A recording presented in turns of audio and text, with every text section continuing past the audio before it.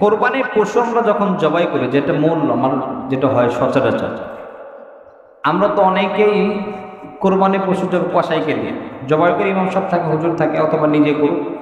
তো জবাই করার ক্ষেত্রে যে কোরবানি করবে তার নিজে জবাই করা উত্তম। এখন আমাদের পারে না, ভয় লাগে। ভালো একজন নেককার মানুষদের কোরবানি করেন, জবাই করেন। আমাদের ভুলটা কোন জায়গা হয়? জবাই করছে, হুজুরে এক পোস্ট দিছে, দেওয়ার হুজুর সরেন সরেন সরেন, কষা যিনি আছেন উনি নিজে কাটছেন। শুধু কাটা না, যেই ভুলটা আমরা করি, এই যে ছুরির যে মাথা আছে এটা গলায় খোঁচায় দেখে না,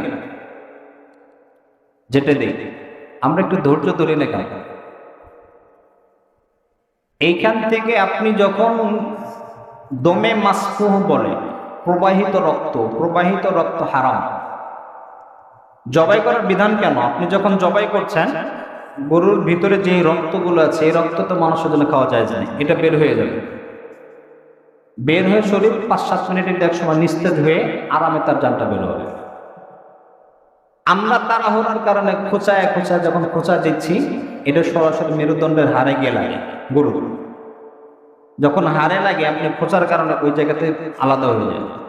আলাদা হলে তখন রক্তে যে বের হয়েছে এই কারণে মারা যায় না, তখন তার মৃত্যু হয়, দম বন্ধ হয়ে, শ্বাস বন্ধ, অ্যাটাক, হার্ট অ্যাটাক যেটা বলে, এটা করে।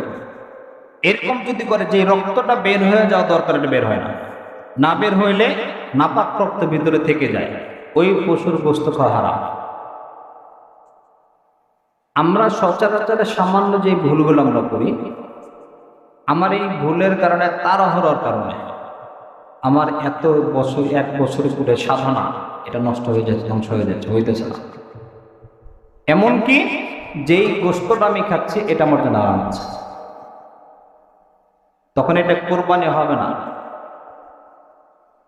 হত্যা করা হবে। এবং এই দমে মাসফু যদি বের না হয়, যে কোনো প্রাণীর ওই গোশত খাওয়া যাবে না। এটা খেয়াল করো। আবার 4 পায়ের রক কেটে দিচ্ছে পিছন দিকে, এত তাড়াহুড়া কেন? যারা করে এগুলো করবো না ইনশাল্লাহ। যারা কোরবানি করবে একটু খেয়াল করবে, 5 মিনিট 10 মিনিট সময় ধৈর্য দেন না। কোরবানি করলাম, কোরবানির গোশত বন্টন হবে 3 ভাগে। কয় ভাগে? 3 ভাগে বন্টন করে, এটা মুস্তাহাব। কোনো ব্যক্তি যদি এমন হয়, কোরবানি করলাম আমি, গোশত আমি একাই খাবো, আপনার জন্য জায়েজ, খাইতে পারবেন, সমস্যা নেই। তবে 3 ভাগে বন্টন করাটা মুস্তাহাব। নিজের জন্য 1 ভাগ, আত্মীয় স্বজনের জন্য 1 ভাগ, আর 1 ভাগ এতিম মিসকিন যারা আছে এদের জন্য। এটা পুরো বাংলাদেশে এই সিস্টেমটা চালু আছে, এটা ভালো, মুস্তাহাব একটা আমল। কোরবানি করলাম, কোরবানির চামড়া কি করব? চামড়া যে ব্যক্তি কোরবানি করছে উনি নিজে ব্যবহার করতে পারবেন, চামড়া বিক্রি করা যাবে না। চামড়া যদি কোনো ব্যক্তি বিক্রি করে, যেই টাকা বিক্রি করেছে ওই টাকাটায় নোট অদল বদল করবেন, এটা হবে না। ওই টাকাটা ওইভাবে নিয়ে এতিম মিসকিনকে, গরিব দিয়ে দিতে হবে। আপনি নিজে যদি ব্যবহার করেন, যেমন পানির মস্ক তৈরি করা হয়, আর অনেক কিছু তৈরি করে, যেটা নিজে দাবাবাদ করে নিজে ব্যবহার করতে পারবেন। যেই বিক্রি করলেন এটা নিজের জন্য হারাম, ব্যবহার করা যাবে না। এই টাকাটা পরিপূর্ণ হক এতিম মিসকিনদের, গরিবদের হক, এটার ব্যবহার করতে পারবেন। কোরবানির চামড়ার টাকা বিক্রি করে, যে ইমাম সাহেব হুজুরকে জবাই করেছে, ওদেরকে 1500, 1000, 2000 টাকা দিয়ে দিয়েছে ওই চামড়ার থেকে। কোনো প্রতিদান এই কোরবানির পশুর চামড়ার থেকে দেওয়া যাবে না। কোরবানির পশু থেকে জবাই করার আগ পর্যন্ত কোনো প্রকার উপকার গ্রহণ করা যাবে না, কোনো প্রকার উপকার নিজে গ্রহণ করতে পারবেন না।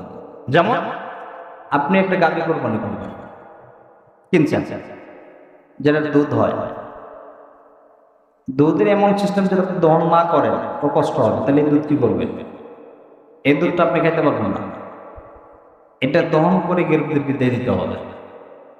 সোজা সাপটা কথা, কোরবানির প্রাণীর কোনো প্রকার উপকার নিজে গ্রহণ করতে পারবে না।